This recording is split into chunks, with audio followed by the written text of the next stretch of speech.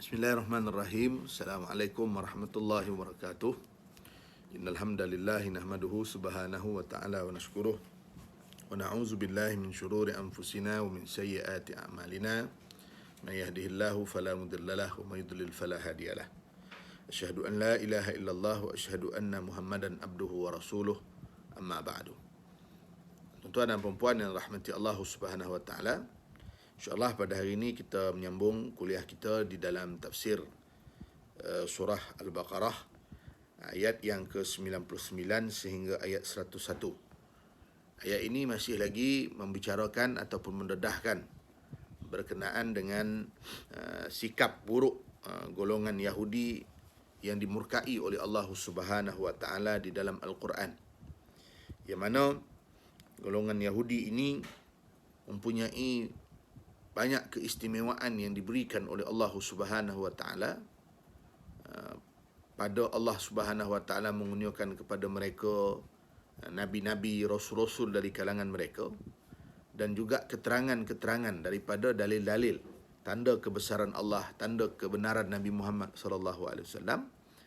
Tetapi mereka masih lagi mengambil sikap tidak mahu beriman dan mempercayai dan meyakini apa yang dibawa oleh Nabi sallallahu alaihi wasallam. Sedangkan sebelum kedatangan Nabi sallallahu alaihi wasallam, Yahudi ini selalu berkempen. Ketika di Madinah selalu berkempen kepada kaum Aus dan Khazraj berkenaan dengan siapa yang ikut Nabi akhir zaman dia akan menang. Itulah lebih kurang dia punya kempen ni lah. Dia mengapi-apikan Aus dan Khazraj ni supaya sentiasa bergaduh, sentiasa berperang. Lalu mereka mengatakan, Yahudi mengatakan bahawa nanti puak kau akan menang kalau kau bersama dengan Nabi akhir zaman. Nanti puak kau akan menang kalau kau bersama dengan Nabi akhir zaman. Tetapi bila mana datang Nabi Muhammad SAW ke Madinah, Yahudi menjadi orang yang menentang Nabi SAW, berlawanan dengan apa yang mereka kempenkan kepada kaum Aus dan juga Khazraj di Madinah. Baik. Jadi tuan-tuan dan rahmati Allah Subhanahu wa taala, ayat 99 berbunyi, A'udzubillahi minasyaitonir rajim. Walaqad anzalna ilaika ayatin bayyinat wa ma yakfuru biha illa al-fasiqun. Baik. Dan sesungguhnya kami telah menurunkan kepadamu, wahai Muhammad, ayat-ayat keterangan yang jelas nyata, yakni Al-Quran, dan tidak ada yang akan mengingkarinya melainkan orang-orang yang fasik. Baik. Perkataan walaqad anzalna, ini adalah suatu bentuk penegasan. Demi sesungguhnya. Wah, ni demi lah. Laqad sesungguhnya. Anzalna, kami telah menurunkan. Kami telah menurunkan. Anzalna. Ilaika, kepada engkau, iaitu Nabi Muhammad sallallahu alaihi wasallam, ayatim bayyinat, keterangan ataupun ayat-ayat yang nyata. Ayatim bayyinat, tanda-tanda ataupun ayat-ayat yang nyata, keterangan yang nyata.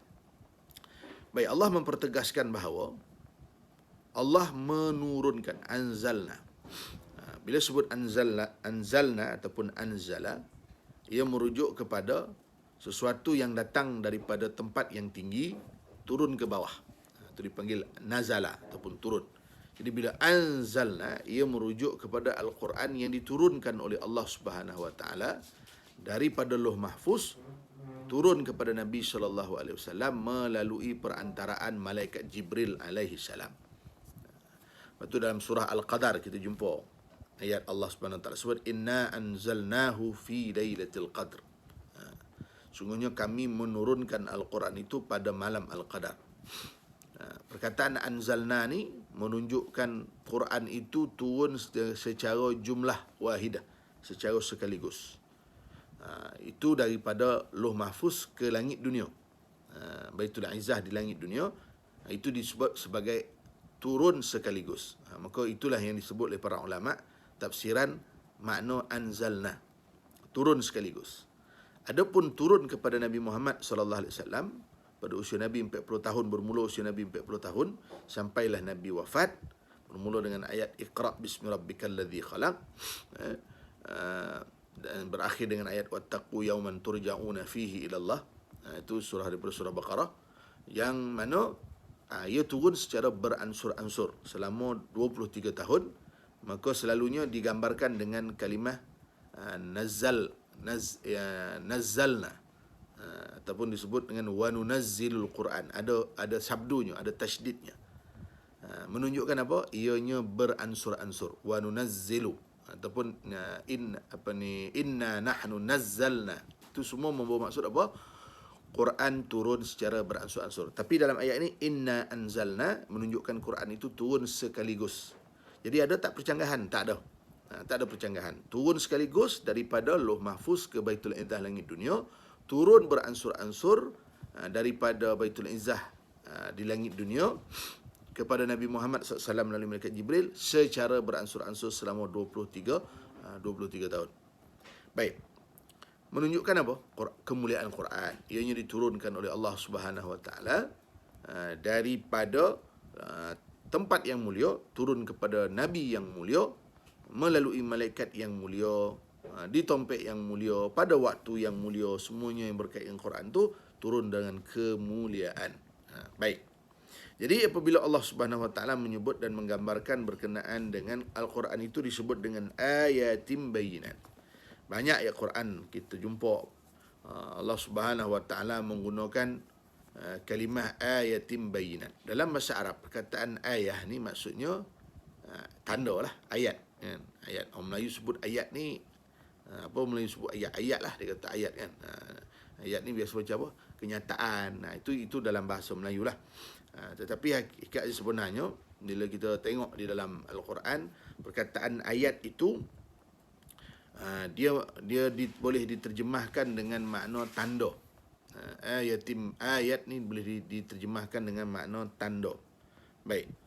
Sebab itu dalam makna dalam Al-Quran banyak Allah Subhanahu Wa Taala menyebut berkenaan dengan gambaran Quran itu sebagai ayatim bayinat. Ayat-ayat ataupun tanda-tanda kebesaran Allah yang nyata. Bayinat itu maksudnya yang nyata.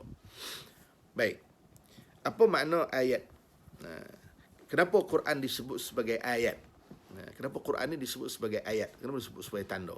Pertama, sifat Quran itu dia sebagai adalah, dia sebagai dalil, petunjuk. Jadi bila mana disebut sebagai ayat, Quran itu disebut sebagai ayatim bayinat, ia adalah dengan makna petunjuk daripada Allah Subhanahu Wa Taala yang membimbing manusia ini kepada jalan yang benar. Disebut dengan mana adalah. Ayat itu dengan mana adalah. Ayat Quran tu disebut dengan ayat. Kenapa? Kerana pertama sifatnya adalah, menjadi petunjuk. Yang kedua, dia menjadi ayat, tanda. Dia jadi tanda ataupun ayat. Kerana apa? Kerana disebut sebagai Quran ini dia adalah merupakan akhbar, perkara, mengkhabarkan perkara-perkara gaib. Dia mengkhabarkan mengenai perkara-perkara gaib, itu adalah merupakan keterangan. Sebab perkara gaib ni perlu kepada keterangan. Sebab perkara gaib ni kita tidak boleh main fikir-fikir, dia perlu kepada keterangan. Jadi bagaimana keterangannya? Keterangannya datang daripada ayat-ayat Al-Quran. Contoh apa perkara gaib yang kita tak tahu tetapi diberitahu oleh Quran? Contohnya roh, contohnya alam barzakh, syurga, neraka, ini semua malaikat, ini semua adalah gaib. Tapi kita tak tahu daripada mana perkara gaib ni. Inilah datangnya daripada Quran, iaitu disebut dengan ayatim bayinat. Betul, Quran disebut dengan ayah bayinat, ayatim bayinat. Okay, itu yang kedua, maknanya mengkhabarkan perkara gaib. Yang ketiga, dia adalah merupakan keterangan kerana menerangkan tentang yang ketiga, iaitu tauhid dan nubuwah. Tauhid dan nubuwah, keesaan Allah dan kenabian Nabi Muhammad sallallahu alaihi wasallam. Bermakna apa? Jadi daripada Quran itulah kita mendapat keterangan berkenaan dengan kebenaran ataupun keesaan Allah dan juga kenabian Nabi Muhammad sallallahu alaihi wasallam. Jadi kalau kita tak baca Quran, kita tak dapat tiga perkara ni, iaitu tak dapat petunjuk, tak dapat mengetahui perkara gaib, tak dapat mengetahui tentang tauhid, ataupun tak dapat meyakini tentang keesaan Allah dan kebenaran Nabi Muhammad sallallahu alaihi wasallam. Betul, Quran dinisbahkan dengan apa? Ayatim bayinat. Kerana dia petunjuk, dia memberitahu khabar perkara gaib. Ia adalah merupakan menerangkan mengenai ketauhidan kepada Allah Subhanahu Wa Taala dan juga nubuah kenabian Nabi Muhammad sallallahu alaihi wasallam. Baik.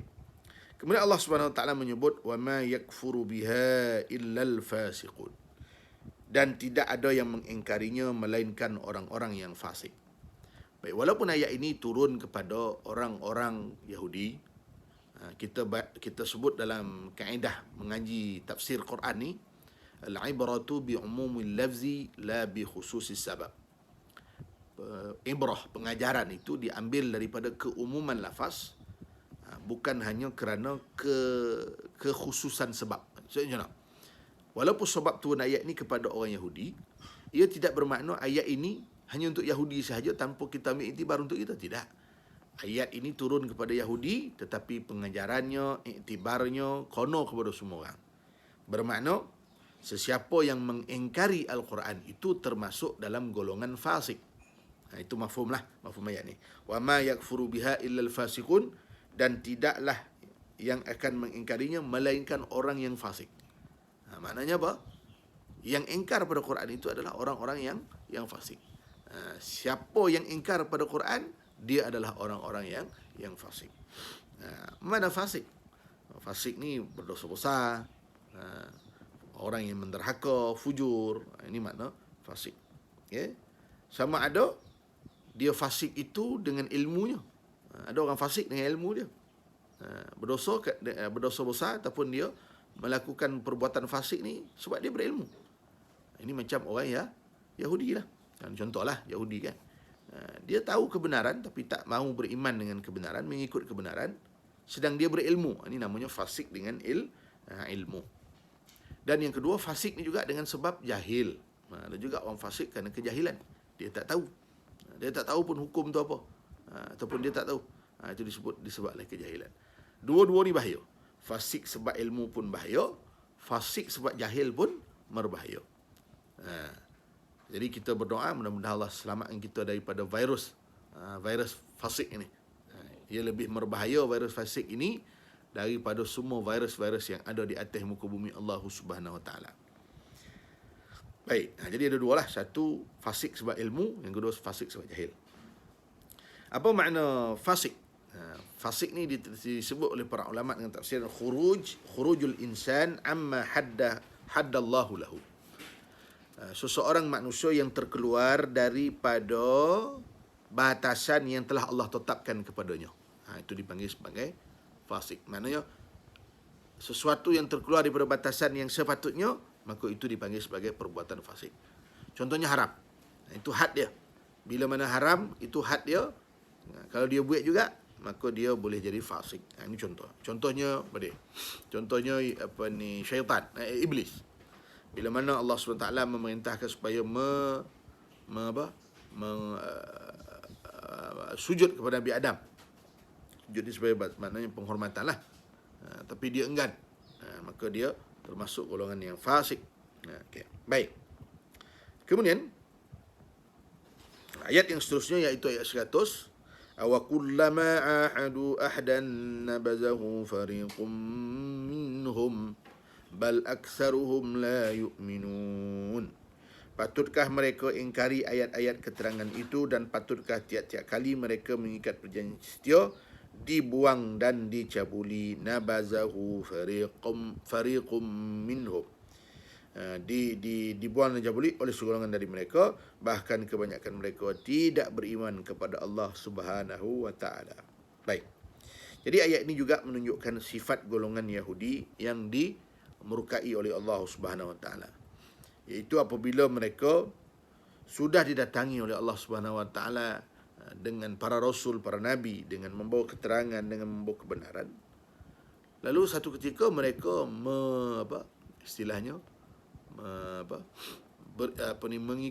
mengikat perjanjian dengan nabi tersebut, kami takkan begini. Kemudian mereka mencabuli, maksudnya istilahnya mereka mengingkarilah perjanjian ini, dibuangnya. Sebahagian daripada mereka ini melakukan perangai atau sifat seumpama ini. Jadi disebut bahawa Yahudi ini ada perjanjian dia dengan Allah Subhanahu Wa Taala melalui para nabi yang Allah Subhanahu Wa Taala utuskan. Lepas tu kita pun ada juga perjanjian kita dengan Allah Subhanahu Wa Taala. Itu bila kita berikrar dengan syahadah syahadu an la ilaha illallah wa syahadu anna Muhammadar Rasulullah, itu juga perjanjian kita dengan Allah. Yahudi ni Allah sebut secara khusus. Walaqad akhazna misaqakum. Contohnya Allah kata Allah telah mengambil perjanjian ke atas mereka, misaq, perjanjian. Ada perjanjian, contohnya apa? Jangan syirik kepada Allah, berbuat baik kepada kedua ibu bapa. Ini semua perjanjian. Ini semua perjanjian yang Allah Ta'ala buat ke atas golongan Yahudi, dan Yahudi berjanji akan ikut. Tetapi mereka apa dia? Nabazahu fariqum minhum. Mereka membuang dan mencabuli apa yang datang daripada Allah SWT, perjanjian yang telah dibuat oleh Allah SWT dengan mereka, yang mereka telah janji dengan Allah Subhanahu wa Ta'ala. Okey, baik.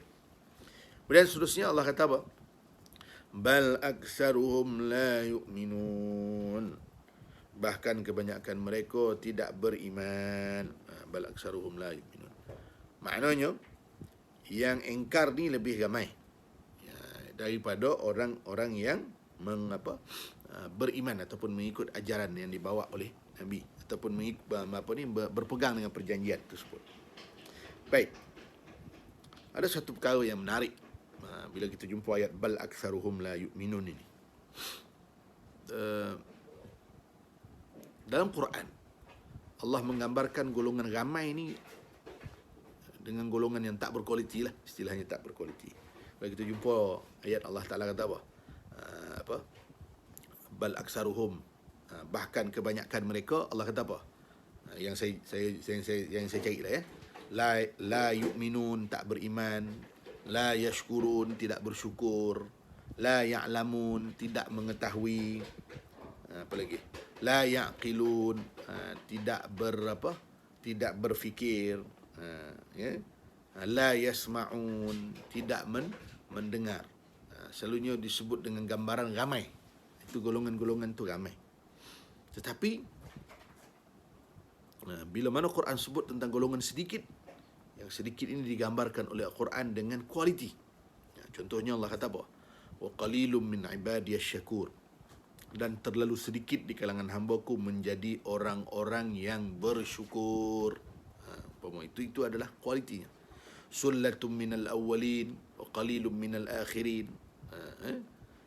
1/3 daripada golongan yang terawal dan terlalu sedikit daripada golongan yang terakhir. Ini golongan yang disebut dalam surah Waqiah tu kan. Jadi maknanya golongan berkualiti ni sedikit, tapi golongan-golongan yang rosak ni ramai, disebut dengan aksar. Jadi bila kita buat satu kebaikan ni, kalau tak ramai tu, bukan makna kata kita ni boleh berhati, bukan. Maksudnya kalau tak ramai melakukan kebaikan itu biasalah. Kerana yang dikehendaki daripada kebaikan itu adalah kualiti kebaikan yang kita lakukan. Memang kita kehendaki kuantiti, tetapi ramai jumlah orang yang nak kebaikan dan sebagainya. Tapi yang lebih utama adalah bagaimana Allah SWT memilih. Walaupun sedikit, kita tergolong daripada golongan yang sedikit tersebut. Jangan bila kita kata sedikit, tak apalah, dan tak masuk dalam tu pun tak apa, tak boleh. Bila sebut sedikit, kita juga berhasrat supaya kita menjadi orang yang sebahagian daripada. Sebab tu ada satu doa saya daripada Sayyidina Ali kot. Dia kata, Allahumma ja'alni minal qalil. Ya Allah, jadikan aku di kalangan orang-orang yang sedikit. Jadi orang tanya lah, kenapa minta doa jadi orang yang sedikit? Sedangkan kat dunia ni semua orang dia suka yang banyak-banyak. Kalau dia buat YouTube macam ni kan, dia nak ramai follower, ramai orang tengok. Kalau dia buat akaun media sosial hari ni lah, kita nak orang ramai ikut, kita suka yang ramai-ramai lah. Tak nak yang sendu-sendu ni kan, nak ramai orang ikut, nak suka ramai. Kalau dia nak kuasa, dia nak ramai orang sokong, semua nak yang ramai-ramai. Nak ramai orang beli barang dia, semua kita nak ramai. Sayyidina Ali minta dengan Allah apa? Jadi orang yang sedikit. Orang tanya, kenapa nak minta jadi orang sedikit? Lalu kata Sayyidina Ali, dia kata apa? Allah berfirman dalam Quran, yang sedikit inilah golongan-golongan yang terpilih. Antaranya disebut ayat wa qalilum min ibadiyasy syakur. Jadikanlah aku daripada orang yang sedikit, iaitu apa dia? Qalil. Qalil itu terlalu sedikit di kalangan hamba-Ku yang bersyukur, kan? Jadi orang yang bersyukur. Okey, baik. ولما جاءهم رسول من عند الله مصدق لما معهم نبذ فريق من الذين أوتوا الكتاب كتاب الله وراء ظهورهم كأنهم لا يعلمون. Dan apabila datang kepada mereka seorang rasul dari sisi Allah, itu Nabi Muhammad sallallahu alaihi wasallam, yang mengesahkan apa yang ada pada mereka, sebahagian dari orang yang telah diberikan kitab itu melemparkan kitab Allah ke belakang mereka, seolah-olah mereka tidak pernah mengetahui kebenarannya. Baik. Ini satu lagi gambaran yang Allah Subhanahu wa taala berikan kepada golongan Yahudi.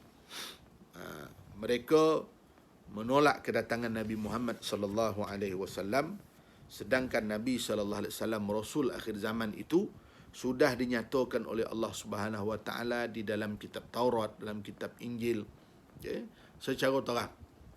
Sampai Allah kata orang Yahudi ni dia kenal Nabi Muhammad macam dia kenal anak dia sendiri. Jadi kalau kenal macam anak sendiri tu, kita lah tengok, kita pergi ambil anak kita tu. Sebab kita tahu tu anak kita. Mana tahu pula, dia tahu. Itu anak dia tahulah. Macam tu jugalah kita. Bila kita tahu, macam itulah sepatutnya sikap orang Yahudi. Dia kenal kebenaran Nabi Muhammad sallallahu alaihi wasallam. Patutnya dia jadi orang yang mendokong Nabi lah. Dia orang yang beriman dengan Nabi. Tapi tidak. Maksudnya gini mudahnya, kalau kita nak relatekan ayat ni dalam konteks kita. Patutnya kita ni kalau ada ilmu, kita orang yang faham, patutnya kita lah jadi orang yang menyokong kebenaran tu. Kita tahu kebenaran tapi kita sendiri yang menentang kebenaran, maka ini adalah merupakan satu pengkhianatan kepada ilmu yang dia miliki. Ini sikap tu adalah sikap golongan yang dimurkai oleh Allah Subhanahu wa taala. Baik. Bila datang kepada mereka seorang rasul, walamma ja'ahum rasulun min indillah. Rasul ni maksudnya utusan daripada Allah. Sama ada makna rasul itu umumnya kepada rasul-rasul yang selain Nabi Muhammad, tapi dalam ayat ni ia lebih khusus kepada Nabi Muhammad sallallahu alaihi wasallam. Allah kata apa? Musaddiqul lima ma'ahu. Mengesahkan apa yang ada kepada mereka. Musaddiq. Maksudnya apa? Mu'tarifan. Mengiktiraf, membenarkan apa yang terdapat pada golongan Yahudi, iaitu apa? Daripada kitab Taurat dan juga kitab Injil. Daripada Taurat dan juga Injil. Tapi mereka nabaza fariqum minal ladina utul kitab. Mereka, sebagian mereka yang tadi kita itu melemparkan kitab Allah ke belakang mereka. Maksudnya mereka tidak mahu beriman, tak mahu ikut. Lepas tu dia jadi golongan yang dimurkai. Dia tahu tapi tak nak buat. Dia tahu tapi tak nak beramal. Dia tahu tapi tak nak beriman. Ini adalah golongan-golongan yang dimurkai, wala'iyazbillah. Mudah-mudahan Allah selamatkan kita daripada jadi golongan-golongan yang dimurkai oleh Allah Subhanahu wa taala. Kitab Allah wara'a zuhurihim ka'annahum la ya'lamun. Dan bila kita melempar kita seolah mereka tidak pernah mengetahui kebenarannya. Ini sikap golongan Yahudi yang digambar oleh Allah SWT, terutamanya di kalangan golongan-golongan rahib mereka lah. Rahib-rahib mereka, atau dalam istilah kita disebut ulama'-ulama' mereka, mengetahui tentang kebenaran kedatangan Nabi Muhammad SAW, tapi tak mau beriman. Sebab apa? Sebab ada kepentingan-kepentingan yang dia jaga. Kalau dia ikut Nabi Muhammad, nanti takut orang dah tak percaya dengan dia, orang dah tak bagi harta pada dia. Sebab apa lagi dah rahib ni, dah ada Nabi akhir zaman, semua ikut Nabi Muhammad lah. Umpama begitu, maka mereka rasa terancam dengan kedatangan Nabi Muhammad sallallahu alaihi wasallam. Oleh sebab itulah, bila kita baca ayat Quran ni, kita kena sentiasa relatekan ayat ini dengan diri kita, dengan kita. Jangan kita boleh sebut perangai Yahudi semua ni, kita rasa kita tak ada kena-mengena. Sedangkan semua ayat Quran ni ada kait mengaitnya dengan kita. Teguran Allah Ta'ala kepada kita, ataupun pengajaran Allah Subhanahu Ta'ala ke atas diri kita. Jadi saya kira cukup sampai dulu. Ayat ni pendek sikit lah. Jadi insyaAllah dalam pertemuan akan datang kita akan bongkarkan lagi apa yang dibongkarkan oleh Allah Ta'ala mengenai sikap golongan Yahudi